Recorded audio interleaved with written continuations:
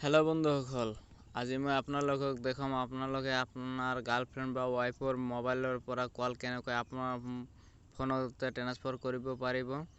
ইয়াৰ বাবে কোনো ধৰণৰ এপ ডাউনলোড কৰিব নালাগিব। এটা ট্ৰিকৰ মাধ্যমত আপোনালোকে আপোনাৰ ৱাইফ বা গাৰ্লফ্ৰেণ্ডৰ ফোনৰ কল আপোনাৰ ফোনত শুনিবলৈ পাব।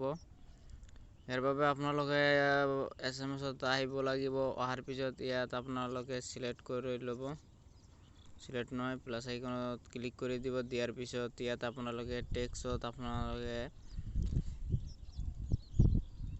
ষ্টাৰ দিয়াৰ পিছত 21 ষ্টাৰ দিয়াৰ পিছত ইয়াত আপোনালোকে ইয়াত আপোনাৰ ফোন নম্বৰখন দিব।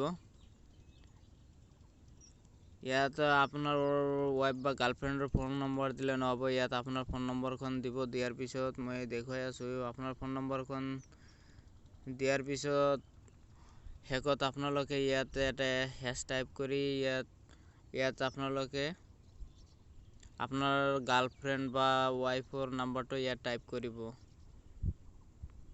ইয়াত আপোনাৰ গাৰ্লফ্ৰেণ্ড বা ৱাইফৰ নাম্বাৰখন ইয়াত টাইপ কৰিব। মই দেখুৱাই কৰাৰ পিছত আপোনালোকে ইয়াৰ পৰা সেন্ডত ক্লিক কৰি দিব।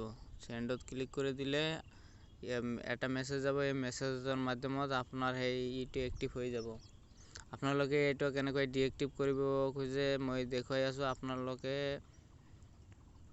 আকৌ মেছেজত আহি যাব। অহাৰ পিছত প্লাস আইকনত ক্লিক কৰি দিব। দিয়াৰ পিছত ইয়াত আপোনালোকে টাইপ কৰিব ##02#।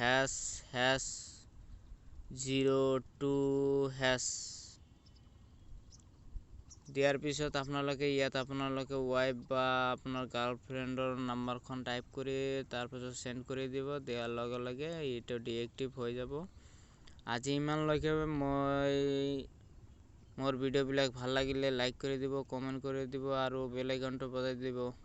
এইটো 100% না আপোনালোকক কাম কৰিব। মই প্ৰুভ কৰিছোঁ এইটো 100% কাম কৰে। আপোনালোকে এইটো ট্ৰিক কৰি এই ট্ৰিকৰ মাধ্যমত দেখিব পাব যে আপোনাৰ ফোনৰ কল আপোনাৰ গাৰ্লফ্ৰেণ্ড বা ৱাইফৰ কল ইয়াত আপোনাৰ ফোনত আহিব। আজি ইমানলৈকে।